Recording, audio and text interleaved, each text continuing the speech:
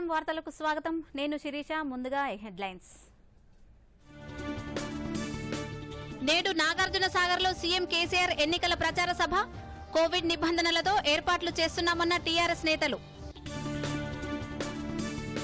ఉమ్మడి మహబూబ్నగర్ జిల్లాలో నేడు మంత్రి కేటీఆర్ పర్యటన జడ్చర్ల అచ్చంపేటల్లో పలు అభివృద్ధి సంక్షేమ కార్యక్రమాలకు శ్రీకారం सीबीएसई నేడు ప్రధాని మోదీ అధ్యక్షతన కీలక సమావేశం బోర్డు పరీక్షల నిర్వహణపై నిర్ణయం తీసుకునే అవకాశం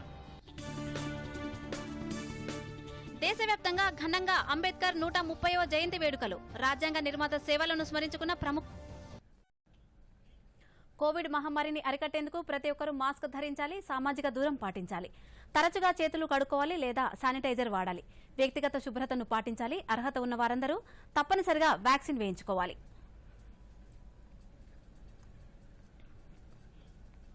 కేంద్ర ప్రభుత్వం తీసుకొచ్చిన కొత్త జాతీయ విద్యా విధానంతో విద్యార్థులకు గొప్ప భవిష్యత్తు ఉంటుందని ప్రపంచ స్థాయి ప్రమాణాలతో వారికి అందుతుందని ప్రధాని మోదీ అన్నారు అసోసియేషన్ ఆఫ్ ఇండియన్ యూనివర్సిటీస్ 95వ వార్షిక సమావేశం మరియు వైస్ ఛాన్సలర్ల జాతీయ సెమినార్లో వీడియో కాన్ఫరెన్స్ ద్వారా ప్రధాని ప్రసంగించారు ఆత్మనిర్భర్ సాధనలో నైపుణ్యం గల యువత పాత్ర పెరుగుతోందని ఈ సందర్భంగా ప్రధాని తెలిపారు స్వాతంత్ర్యం అనంతరం మన ప్రజాస్వామ్య విలువలన్నింటినీ ముందుకు తీసుకెళ్లడానికి బాబాసాహెబ్ అంబేద్కర్ బలమైన పునాది వేశారని వ్యాఖ్యానించారు డాక్టర్ బాబాసాహెబ్ అంబేద్కర్ ఓపెన్ విశ్వవిద్యాలయం ఈ కార్యక్రమానికి ఆతిథ్యం ఇచ్చింది ఈ సమావేశానికి కేంద్ర విద్యాశాఖ మంత్రి రమేష్ పోఖ్రియాల్ గుజరాత్ గవర్నర్ దేవ్రాత్ ముఖ్యమంత్రి విజయ్ రూపానీ హాజరయ్యారు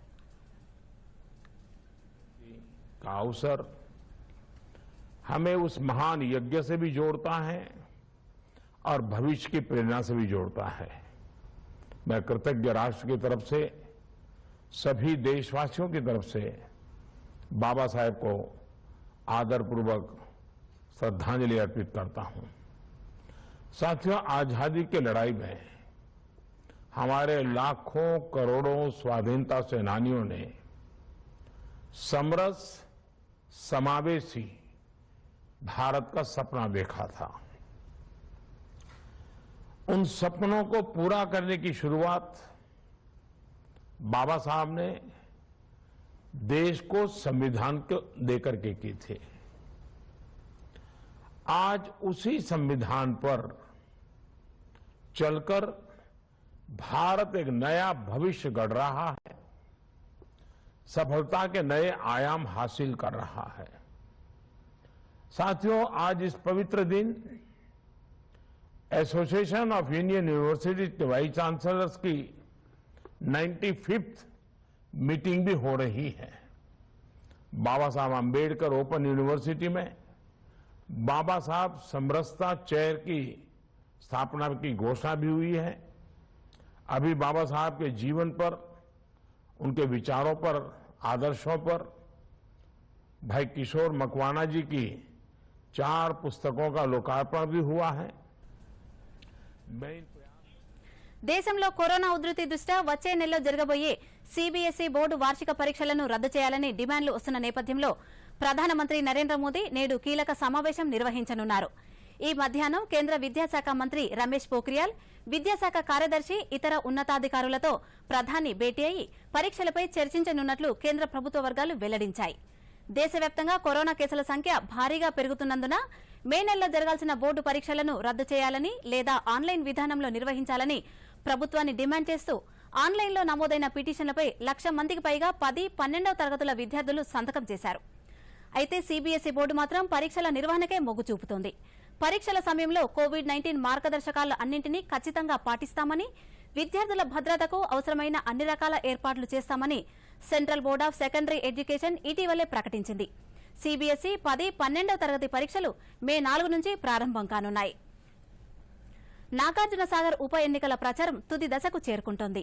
ఈ నెల 17న పోలింగ్ జరగనున్న నేపథ్యంలో రేపు సాయంత్రంతో ప్రచార పర్వం ముగియనుంది దీంతో టీఆర్ఎస్ పార్టీ నేడు హాలియాలో ఏర్పాటు చేసిన బహిరంగ సభలో ఆ పార్టీ అధినేత సీఎం కేసీఆర్ పాల్గొననున్నారు హాలియా పట్టణ శివారులోని పెద్ద ఊర మార్గంలో సాయంత్రం 5 గంటలకు జరిగే భారీ బహిరంగ సభలో ఆయన ప్రసంగించనున్నారు సభను ప్రతిష్టాత్మకంగా తీసుకున్న టీఆర్ఎస్ యంత్రాంగం భారీ ఎత్తున ఏర్పాట్లతో పాటు జన సమీకరణకు సర్వశక్తులు ఒడ్డుతోంది సభకు సుమారు 1,00,000 మంది హాజరవుతారనే అంచనా నేపథ్యంలో కోవిడ్ నిబంధనలు పాటించేలా అన్ని రకాల ముందు జాగ్రత్త చర్యలు తీసుకుంటున్నట్లు పార్టీ నేతలు వెల్లడించారు. సభకు తరలివచ్చేవారు మాస్కులు ధరించడంతో పాటు ఇతరత్ర జాగ్రత్తలు తీసుకునేలా అవగాహన కల్పిస్తున్నట్లు తెలిపారు. 20 ఎకరాల స్థలంలో ఈ మేరకు ఏర్పాట్లు జరుగుతున్నాయి. మరో 30 ఎకరాలను పార్కింగ్ కోసం ప్రత్యేకంగా కేటాయించారు. మంత్రి జగదీష్ రెడ్డితో పాటు పలువురు పార్టీ నేతలు సభ ఏర్పాట్లు, జన సమీకరణ వంటి పనులను సమన్వయం చేస్తున్నారు. సమాజంలో అసమానతలు తొలగించేందుకు భారత రాజ్యాంగ రూపశిల్పి, భారతరత్న డాక్టర్ బిఆర్ అంబేద్కర్ జీవితకాలం కృషి చేశారని రాష్ట్రపతి రామ్నాథ్ కోవింద్ కొనియాడారు. నేడు అంబేద్కర్ 130వ జయంతి సందర్భంగా రాష్ట్రపతి రామ్నాథ్ కోవింద్ ఆయనకు ట్విట్టర్ వేదికగా నివాళులర్పించారు. భారత రాజ్యాంగ రూపశిల్పి బాబాసాహెబ్ అంబేద్కర్ జన్మదినం సందర్భంగా ఆయనకు నివాళులు. సమాజంలో అసమానతలు తొలగించేందుకు ఆయన జీవితకాలం పోరాటం చేశారు. ఆయన ఆలోచనలను ఆదర్శంగా తీసుకుని మన జీవితంలో మార్పులకు సంకల్పించాలని రాష్ట్రపతి ట్వీట్లో వెల్లడించారు. ఇక సమాజంలో అణగారిన వర్గాల అభ్యున్నతి కోసం అంబేద్కర్ చేసిన పోరాటం ప్రతి తరానికి ఉదాహరణగా నిలుస్తుందని ప్రధాని మోదీ ట్విట్టర్లో పేర్కొన్నారు. భారతరత్న బాబాసాహెబ్ అంబేద్కర్ జయంతి సందర్భంగా ఆయనకు తన నివాళులని చెప్పారు. మున్సిపల్ ఐటీ శాఖ మంత్రి కేటీఆర్ నేడు పాలమూరులో పర్యటించనున్నారు. మహబూబ్నగర్ జిల్లా జడ్చర్ల, నాగర్ కర్నూలు జిల్లా అచ్చంపేటలో జరిగే వివిధ అభివృద్ది కార్యక్రమాల్లో పాల్గొని ప్రారంభోత్సవాలు, శంకుస్థాపనలు చేయనున్నారు. కేటీఆర్తో పాటు మంత్రి శ్రీనివాస్ గౌడ్, ఎంపీలు Manne Srinivasa Reddy, Pothuganti Ramulu, whip Guvvala Balaraju, Jadcherla MLA doctor C Laxma Reddy హాజరు కానున్నారు. ఈ మధ్యాహ్నం 3 గంటల 30 నిమిషాల నుంచి 5 గంటల 30 నిమిషాల వరకు అచ్చంపేటలో జరిగే కార్యక్రమాల్లో కేటీఆర్ పాల్గొననున్నారు. ఈ 2 పురపాలికల్లో త్వరలో మున్సిపల్ ఎన్నికలు జరగనున్న తరుణంలో మంత్రి కేటీఆర్ పర్యటన ప్రాధాన్యత సంతరించుకోనుంది. జడ్చర్ల, అచ్చంపేట పట్టణాల్లో త్వరలో మున్సిపల్ ఎన్నికలు జరగనున్నాయి. మంత్రి పర్యటనతో ఈ 2 మున్సిపాలిటీపై వారాల జల్లు కురిసే అవకాశం ఉందని పలువురు భావిస్తున్నారు. భారత రాజ్యాంగ నిర్మాత డాక్టర్ బిఆర్ అంబేద్కర్ 130వ జయంతి సందర్భంగా మంత్రి కేటీఆర్ నివాళులర్పించారు. మంత్రులు కుప్పుల ఈశ్వర్, శ్రీనివాస్ గౌడ్తో కలిసి హైదరాబాద్లోని ట్యాంకు బండిపై ఉన్న అంబేద్కర్ విగ్రహానికి పూలమాల వేసి ఘనంగా నివాళులర్పించారు. అనంతరం ఆయన మాట్లాడుతూ అందరికీ సమాన హక్కులు ఉండాలని బాబాసాహెబ్ చెప్పారని మంత్రి కేటీఆర్ అన్నారు. బోధించు, సమీకరించు, పోరాడు అని చెప్పారని, ఆయన మార్గంలోనే కేసీఆర్ తెలంగాణ రాష్ట్రాన్ని సాధించారని వెల్లడించారు. రాజ్యాంగబద్దంగా తెలంగాణ సాధించుకున్నామని చెప్పారు. హైదరాబాద్ నడిబొడ్డున నిర్మించనున్న 125 అడుగుల అంబేద్కర్ విగ్రహానికి సంబంధించి మంత్రి కొప్పుల ఈశ్వర్ సమక్షంలో ఈ రోజే ఒప్పందం జరిగిందని అన్నారు. త్వరలోనే విగ్రహ నిర్మాణం చేపడతామన్నారు. సిద్దిపేట జిల్లా పాత బస్టాండ్ వద్ద డాక్టర్ బిఆర్ అంబేద్కర్ జయంతి వేడుకలు ఘనంగా జరిగాయి. మంత్రి హరీష్ రావు అంబేద్కర్ విగ్రహానికి పూలమాలలు వేసి నివాళులర్పించారు. ఈ సందర్భంగా మంత్రి మాట్లాడుతూ కోట్ల మంది జీవితాల్లో వెలుగు నింపి అక్షరాన్ని ఆయుధంగా మలచి జ్ఞానాన్ని ప్రపంచ ఎల్లలు దాటించిన మహోన్నత మూర్తి నవభారత రాజ్యాంగ నిర్మాత డాక్టర్ బిఆర్ అంబేద్కర్ అన్నారు. డాక్టర్ బిఆర్ అంబేద్కర్ పటిష్ట రాజ్యాంగం వల్లే దేశం సుస్థిరంగా ఉందని, సమాజ స్థాపన కోసం, సమానత్వం కోసం ఆయన కృషి ఎనలేదినని అన్నారు. చిన్న రాష్ట్రాలతోనే అభివృద్ది సాధ్యమని చెప్పింది డాక్టర్ బిఆర్ అంబేద్కర్ అనేనే తెలిపారు. డాక్టర్ బిఆర్ అంబేద్కర్ బాటలోనే పయనించి దశాబ్దాల తెలంగాణ స్వరాష్ట్ర కాంక్షను సీఎం కేసీఆర్ నేతృత్వంలో సాకారం చేసుకున్నామని చెప్పారు. ఈసారి బడ్జెట్లో దళిత్ ఎంపవర్మెంట్ కింద 1000 కోట్ల రూపాయలు కేటాయించామని తెలిపారు. డాక్టర్ బిఆర్ అంబేద్కర్ 130వ జయంతి సందర్భంగా తెలంగాణ రాష్ట్ర బీజేపీ అధ్యక్షుడు బండి సంజయ్ ఆధ్వర్యంలో పార్టీ కార్యాలయంలో అంబేద్కర్ జయంతి కార్యక్రమం జరిగింది. కేంద్ర మంత్రి కిషన్ రెడ్డి, బీజేపీ రాష్ట్ర అధ్యక్షుడు బండి సంజయ్, విజయశాంతి, వివేక్ తదితరులు అంబేద్కర్ చిత్రపటానికి పూలమాలలు వేసి ఘనంగా నివాళులర్పించారు. భారత రాజ్యాంగాన్ని ప్రథమ గ్రంథంగా స్వీకరించి మేము పరిపాలన చేస్తా ఉన్నాము. నరేంద్ర మోడీ గారి నాయకత్వంలో 1 కాన్స్టిట్యూషన్ 1 నేషన్ పేరుతో దేశంలో మొదటిసారిగా కాశ్మీర్ నుంచి కన్యాకుమారి వరకు డాక్టర్ బాబాసాహెబ్ అంబేద్కర్ రూపకల్పన చేసినటువంటి భారత రాజ్యాంగాన్ని అమలు చేస్తా ఉన్నాం. డాక్టర్ బిఆర్ అంబేద్కర్ 130వ జయంతి ఉత్సవాలు హైదరాబాద్లోని దూరదర్శన్ కార్యాలయంలో ఘనంగా జరిగాయి. ఈ సందర్భంగా సంస్థ ఉద్యోగులు, అధికారులు అంబేద్కర్ చిత్రపటానికి పూలమాలలు వేసి ఘనంగా నివాళులర్పించారు. ఈ కార్యక్రమంలో deputy director general engineering and head of office TS Ramakrishna, head of news deputy director A Surekha, head of programme Baburao తదితరులు పాల్గొన్నారు. ఈ సందర్భంగా రాజ్యాంగ నిర్మాత బాబాసాహెబ్ అంబేద్కర్ దేశానికి చేసిన సేవలను గుర్తు చేసుకున్నారు.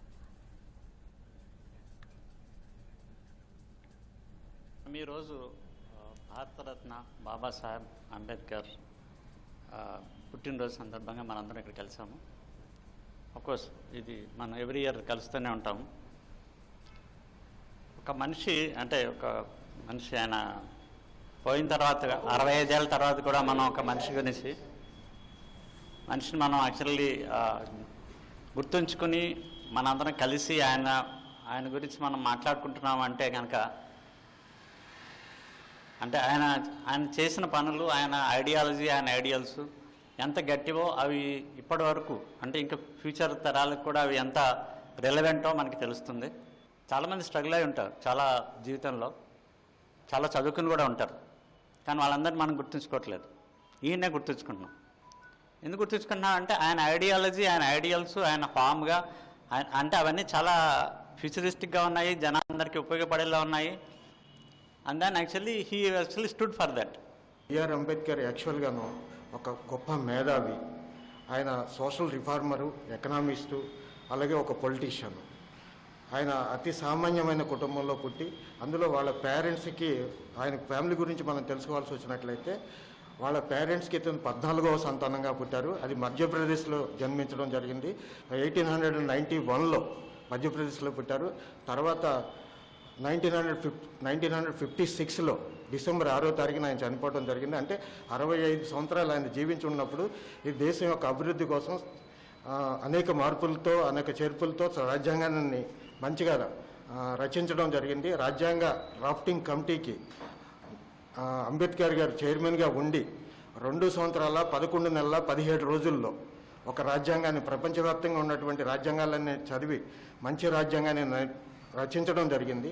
ఆ రచించినటువంటి రాజ్యాంగాన్ని 1950 జనవరి 26న మన ప్రభుత్వం ఆమోదించి అమల్లోకి తీసుకురావడం జరిగింది. ఈరోజు మనం 130th birth anniversary of doctor Bhimrao Ramji Ambedkar celebrate చేసుకుంటున్నాము. నాకు లాస్ట్ వర్కింగ్ డే డిడిజీ ఒక చాలా మంచి మాట చెప్పారు. మనము మహాత్మా గాంధీ అక్టోబర్ 2 సెలబ్రేట్ చేసుకుంటాము, Sardar Vallabhbhai Patel birth anniversary celebrate చేసుకుంటాము, అంబేద్కర్ బర్త్ యానివర్సరీ సెలబ్రేట్ చేసుకుంటాము, ఇంకా చాలా స్టేట్స్మెన్ బర్త్ యానివర్సరీస్ మనం సెలబ్రేట్ చేసుకుంటాము. ఫోటో పెడతాము, దండేస్తాము, దీపం వెలిగిస్తాము, అందరం మాట్లాడతాము, అందరూ తలుచుకుంటారు ఆయన్ని. కానీ అది ఏప్రిల్ 14కే రెలిగేట్ అవ్వకుండా వాళ్ళ ఐడియాలజీ ఏంటి, వాళ్ళు దేశానికి, వరల్డ్కి ఏం ఐడియాలజీ ఇచ్చి వెళ్ళారు, ఏ ఐడియాలజీకి అయితే వాళ్ళు వరల్డ్ ఫేమస్ అయ్యారో ఆ ఐడియాలజీని ఒక్క రోజైనా మనం ఫాలో చేస్తున్నామా లేదా? See what a wonderful thought this is. I was very it is so true. మనం వచ్చి మాట్లాడేసి దండేసి వెళ్ళిపోతే కాదు. మహాత్మా గాంధీ ఐడియాలజీ ఏంటి, సర్దార్ వల్లభాయ్ పటేల్ ఐడియాలజీ ఏంటి, ఐరన్ మ్యాన్ అన్నారు ఆయన్ని. Doctor BR Ambedkar, Babasaheb, he was called Babasaheb because ఆయన సోషల్ రిఫార్మర్, డిప్రెస్డ్ క్లాసెస్ కోసం and equality and he fought against injustice, inequality and discrimination. ఏ వర్గంలో ఎక్కడ, నాట్ ఓన్లీ డిప్రెస్డ్ క్లాసెస్, బీద వాళ్ళైన బ్రాహ్మిన్స్ని కూడా స్టేట్ ఆదుకోవాలని చెప్పిన గొప్ప వ్యక్తి డాక్టర్ అంబేద్కర్. ఈ వేడుకను మనము ఆల్మోస్ట్ అంటే అఫీషియల్గా జరుపుతున్నామంటే ఇప్పుడు 26 జనవరి తర్వాత 15th ఆగస్ట్ తర్వాత ఇంత మంచిగా ఆఫీస్ జరిపే కార్యక్రమం బిఆర్ అంబేద్కర్ జయంతి. సో దానికి ఉన్న ప్రాముఖ్యత అలాంటిది. సో అందుకోసం మనం అలా జరుపుకుంటున్నాము. 1956లో ఆయన జన్మించాక ఆయన పడ్డ కష్టాలే కానీ, ఆయన మధ్యప్రదేశ్లో పుట్టాక అట్టడుగు స్థాయి నుంచి ఆయనకి బలం ఇచ్చింది ఓన్లీ చదువే. అంటే ఏ మనిషికైనా ఏంటంటే చదువు అనేది మనిషిని ఒక ఉన్నత స్థానంలో నిలపాలంటే ఒక చదువు ఒకటే ఒక బేసిక్ ల్యాడర్. అలా ఆయన ఎదిగి ఒక రాజ్యాంగ నిర్మాతగా అంత పెద్దగా ఎదిగాడంటే నిజంగా కూడా ఎన్ని కష్టాలు పడ్డాడు, ఏ రకంగా ఇదయ్యాడు అనేది అందరికీ ఆదర్శనీయం. రెండో దశలో కరోనా వైరస్ కేసులు రోజురోజుకు పెరుగుతున్నాయి. నిన్న 14,11,758 మందికి కోవిడ్ నిర్ధారణ పరీక్షలు నిర్వహించగా 1,84,372 మందికి పాజిటివ్గా తేలింది. ఇప్పటి వరకు 1,38,00,000 మందికి పైగా కరోనా బారిన పడగా 1,72,085 మంది ప్రాణాలు కోల్పోయారని కేంద్ర ఆరోగ్య మంత్రిత్వ శాఖ వెల్లడించింది. ప్రస్తుతం 13,65,704 మంది వైరస్తో బాధపడుతుండగా క్రియాశీలక రేటు 9.24% చేరింది. ఇక దేశవ్యాప్తంగా నిన్న 24,46,528 మందికి కరోనా టీకాలు అందించారు. దాంతో ఇప్పటి వరకు టీకాలు తీసుకున్న వారి సంఖ్య 11,11,79,578కి చేరింది. తెలంగాణలో నిన్న రాత్రి 8 గంటల వరకు 72,364 మందికి కరోనా నిర్ధారణ పరీక్షలు నిర్వహించగా కొత్తగా 2,157 పాజిటివ్ కేసులు నమోదయ్యాయి. హైదరాబాద్తో పాటు తెలంగాణ వ్యాప్తంగా పలు ప్రాంతాల్లో భారీ వర్షం పడింది. హైదరాబాద్లోని పలు ప్రాంతాల్లో ఉరుములతో కూడిన వర్షం పడింది. దీంతో మున్సిపల్ డీఆర్ఎఫ్ సిబ్బందిని జీహెచ్ఎంసీ అప్రమత్తం చేసింది. ఉపరితల ద్రోణి ప్రభావంతో తెలంగాణలో మరో 5 రోజుల పాటు వర్షాలు కురిసే అవకాశం ఉన్నట్లు వాతావరణ శాఖ తెలిపింది. మరోవైపు ఈ వర్షాల ప్రభావంతో రాష్ట్రంలో ఎండల తీవ్రత స్వల్పంగా తగ్గింది. ఈ ఏడాది నైరుతి రుతుపవనాలపై ప్రముఖ ప్రైవేటు వాతావరణ పరిశోధన సంస్థ స్కైమెట్ శుభవార్త చెప్పింది. దేశంలో సాధారణ వర్షపాతం ఉంటుందని తెలిపింది.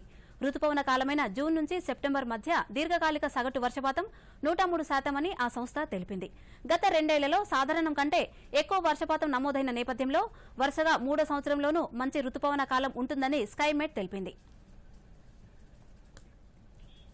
ఇక వార్తలు ముగించే ముందు హెడ్లైన్స్ మరోసారి చూద్దాం. దూరదర్శన్ యాదగిరి వార్తలను ఇప్పుడు సోషల్ మీడియాలో కూడా చూడవచ్చు. యూట్యూబ్లో అయితే డీడీ న్యూస్ తెలంగాణ, ట్విట్టర్లో అయితే DD news Telangana @DD Yadagiri news మరియు ఫేస్బుక్లో అయితే డీడీ న్యూస్ తెలంగాణలో కూడా చూసి సబ్స్క్రైబ్ చేయండి, లైక్ చేయండి, షేర్ చేయండి. నేడు నాగార్జున సాగర్లో సీఎం కేసీఆర్ ఎన్నికల ప్రచార సభ. కోవిడ్ నిబంధనలతో ఏర్పాట్లు చేస్తున్నామన్న టీఆర్ఎస్ నేతలు. ఉమ్మడి మహబూబ్నగర్ జిల్లాలో నేడు మంత్రి కేటీఆర్ పర్యటన. జడ్చర్ల, అచ్చంపేటల్లో పలు అభివృద్ధి సంక్షేమ కార్యక్రమాలకు శ్రీకారం. సిబిఎస్ఈపై నేడు ప్రధాని మోదీ అధ్యక్షతన కీలక సమావేశం. బోర్డు పరీక్షల నిర్వహణపై నిర్ణయం తీసుకునే అవకాశం. దేశవ్యాప్తంగా ఘనంగా అంబేద్కర్ 130వ జయంతి వేడుకలు. రాజ్యాంగ నిర్మాత సేవలను స్మరించుకున్న ప్రముఖ